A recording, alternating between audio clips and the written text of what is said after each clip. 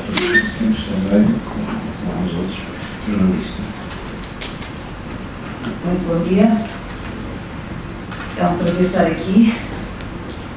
O passado fim de semana tive o privilégio de coincidir num festival literário, o Festival Literário da Madeira, com Zygmunt Bauman, um pensador de referência. Aos 87 anos, Bauman conserva uma vivacidade invejável e a sua lucidez parece manter-se à tona da passagem do tempo. Há cerca de 15 anos, Zygmunt Bauman inventou a expressão modernidade líquida para descrever este nosso mundo. Leia-se o Ocidente contemporâneo, um caldo económico, social e cultural extremamente volátil, onde todas as decisões, coletivas e individuais, tendem a ser casuísticas, avulsas, decisões pautadas por interesses imediatos ou estratégicos, mas órfãs de qualquer narrativa maior que dê um sentido integrador às horas, aos dias, ao caminho das comunidades e das pessoas, uma a uma. Isto, sabendo bem, os senhores sabem melhor, porque trabalham em saúde mental, pode ser muito aflitivo. Para tornar gráfico o seu diagnóstico profundamente preocupado com o estado das nossas sociedades e modos de vida, Bauman lembrou uma carta aberta que há uns anos o então primeiro-ministro britânico John Major escreveu aos seus concidadãos. Nessa carta, John Major terá definido cidadão realizado como um indivíduo satisfeito com os serviços prestados pelo Estado e não como um indivíduo implicado no desenho dos serviços que o Estado deve prestar. Zygmunt Bauman vê neste episódio o perfeito exemplo do tipo de demissão de responsabilidade individual e coletiva a que chegamos. Uma espécie de autocomplacência insustentável a prazo, suicidária, no limite, mascarada de individualismo sofisticado, cínico, hedonista. Aliás, o cínico a que já aludiu como uma armadilha terrível do lado leitinho. Decadente, digo eu. Algo do tipo. E agora vou caricaturar para tornar mais gráfico, novamente, ainda mais gráfico, aquilo que eu li do que me disse e que nos disse na Madeira o Zygmunt Bauman. Eu posso tudo e decido não me comprometer com nada. Decido manter, e isto é uma ideia, eu acho, importante no diagnóstico que o Bauman faz, decido manter todas as minhas opções em aberto. A minha vida é uma sucessão de episódios, de fragmentos, um caleidoscópio de sensações e circunstâncias, uma experiência difusa, impossível de integrar numa narrativa única, e isto seria bom, mas, e que começa a talvez não ser bom, vamos falar sobre isso com certeza, uma experiência demasiado disforme. É isto ser um moderno líquido, segundo Bauman. É isto ser um contemporâneo aqui e agora, não em dia, aqui e agora, digo eu. Foi muito inspirador escutar as ideias de Zygmunt Bauman ao vivo, ver como é arguto a elaborar sobre este nosso tempo. E, acima de tudo, foi animador testemunhar como uma lucidez implacável não impede a gentileza para com os outros e para com a vida. Bauman é adorável. É um aspecto pessoal, mas isto é importante.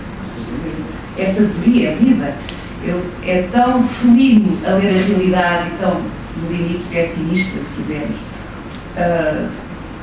como doce.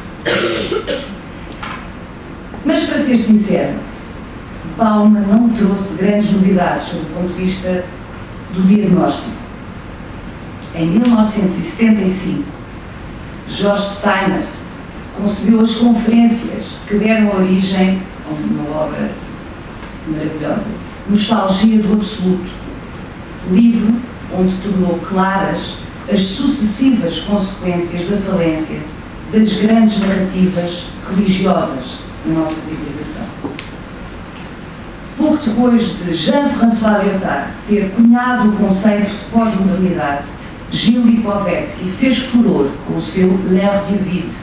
Em 1983, portanto, o Steiner, a fazer uma mini-genealogia, ou cronologia, sendo que estas coisas nunca são estanques, não é? Contaminamos todos uns aos outros, o pensamento, não é evidente, mas só para dar sinalizar alguns momentos-chave no pensamento e no diagnóstico, ainda estou no domínio do diagnóstico. Portanto, 75, nostalgia do absoluto, 83, o Lyotard produz a ideia de pós-modernidade, aliás, dando o título com esta expressão a um livro seu no final dos anos 70, 79, se não estou em erro, por aí. Em 83, portanto há exatamente 30 anos, o Gilles Lipovetsky faz A Era do Vazio, onde traçava um retrato perfeito das armadilhas do individualismo contemporâneo. Aquilo que agora o octogenário Bauman chama de modernidade líquida. Entre nós, os portugueses, os francófilos Eduardo Boense e Eduardo Prado Coelho, pintaram também este quadro contemporâneo à sua maneira, acrescentando cores locais. Basicamente, o diagnóstico da solitária, da extenuante liberdade individual com que cada um de nós acorda, desamparado, todas as manhãs. Ora, em 1985, ano em que morreu, Italo Calvino produziu uma série de conferências para a Universidade de Harvard, conferências que foram reunidas postumamente no volume 6 propostas para o próximo milénio, onde defendeu que neste tempo que tudo pulveriza por excesso de possibilidades, as possibilidades são tantas, é um inferno, não é? De escolha, de múltipla escolha. Só, diz o Calvino, aqui, nas 6 propostas para aliás, não diz só aqui, mas aqui digo de uma forma sistemática, só a literatura nos pode salvar. Suspeito de falar em causa própria, porque é escritor, ou era escritor e tal, Calvino, eu acho que ele tinha razão. De facto, e aqui já é que se propõe um salto diagnóstico para a terapia, com os instrumentos que eu tenho, convidaram-me a mim, eu dou o que tenho, e a mais não somos obrigados. De facto, para que serve a arte? Como escreve Hélia Correia, no seu último livro, que se calhar o político conhece, se calhar alguns destes senhores aqui já leram, se calhar já leram, se não leram, leiam, porque é maravilhoso, que é um livro de poesia muito pequenino, mas muito grande. Neste seu último livro, A Terceira Miséria, escreve-se, ela interroga logo de início: para que servem os poetas em tempo de indigência? Como podem ajudar-nos, pergunto eu, as artes, a literatura, a poesia, a viver melhor? Antes de mais, um ponto prévio, mas que para mim é muito importante, declaro que espero de qualquer criador que não se paute por outra coisa, que não por uma urgência de se cumprir a si mesmo. Ser inteiro, como dizia o Cleitinho Mendonça, ser inteiro, não é ser perfeito, é ser inteiro. Ou seja, dispenso arte comprometida com causas, arte panfletária, arte com segundas intenções, boas ou más. A cada um a sua especialidade. Da arte, eu só quero arte. Não quero agendas. É suposto os artistas serem inúteis. É desejável que os artistas sejam inúteis. Eu já explico o que é que eu quero dizer com isto, para depois discordarem de mim. Inúteis no sentido em que não devem estar ao serviço de outra coisa que não a prossecução das suas próprias perguntas e interrogações. Para que serve então a poesia? Na sua busca própria, a poesia tem como efeito colateral, mas é um efeito colateral, é um exemplo, a poesia, uma tentativa de autoconhecimento, de conhecimento do outro, de conhecimento do mundo, e é esse o contributo que a arte pode dar a quem queira mergulhar nela como criador ou como fornidor. O romance, por exemplo. O romance é uma forma de nos levar a ser outro, de nos colocar na pele do outro, no limite, digo eu, que sou cristã, um caminho de compaixão. Se a maior miséria deste nosso tempo é termos tornado o fantástico filão do individualismo, é um fantástico filão, responda a uma evolução do desenvolvimento da humanidade extraordinário, da espécie, vou usar a expressão do nome. Mas, de facto, talvez a maior miséria deste nosso tempo, ou uma das maiores, tenha sido, ou seja, termos tornado o fantástico filão do individualismo num veneno letal, onde todas as pertenças ao outro ou a uma causa maior são circunstanciais. A arte, o romance, a poesia podem ajudar-nos a religar-nos a cada um de nós conosco e a cada um de nós com os outros. Ler Gigantes Mortos é compreender como, isto a citar Sofia de Melbrenner, num maravilhoso conto que se chama A Praia, ler Gigantes Mortos é compreender como tudo já foi grave, trágico, nu, sangrento. É saber por dentro que a cada um de nós a vida às vezes serve fazão, outras vezes serve com seco, e há que aceitá-lo. E esta formulação é da Ada Lopes, uma grande poeta, um bocadinho maldita, ou muito maldita para alguns, para mim é bandita. É isto que pode fazer por nós a arte, fazer-nos sentir que pertencemos uns aos outros, como uma imensa floresta de sequoias, cujas raízes, inesperadamente, são uma só, são mesmo. Eu aprendi isto, fiquei espantada e achei que era uma imagem perfeita do que nós somos, na minha leitura. Podem ser imensas, podem ter imensos quilómetros, ter milhares e milhares de exemplares, mas há só uma raiz, que é espantoso. E isso remeteu-me para a espécie, eu até iria mais longe, mas para já a espécie. Não vou entrar noutros delírios metafísicos, mas também acho que nos remete para as árvores, no sentido da espécie e a sua ligação ao planeta, aos outros seres, não é? E isto era para o João, particularmente, vamos dizer. Ainda do lado, portanto, tornar-nos conscientes da história das sequoias, não é? É isto que pode fazer a arte por nós, tornar-nos conscientes de que antes de cada um de nós, antes de mim, outros sofreram o que eu sofro e que estamos todos expostos também, não é só ao sofrimento, à agressividade e à culpa, é também a alegrias inexprimíveis. Também faz parte da experiência de estar vivo, não é? Aí mais próximo do erro. Há alegrias inexprimíveis. Também a vida também é feita disso, não é? Esta alegria enorme de ser tão triste, que é uma coisa tão portuguesa, é uma coisa que sempre me fez muita impressão, deve ser a minha frequência da raia, ser ali mais próximo de Espanha, porque faz parte tudo da experiência de estar vivo, não é?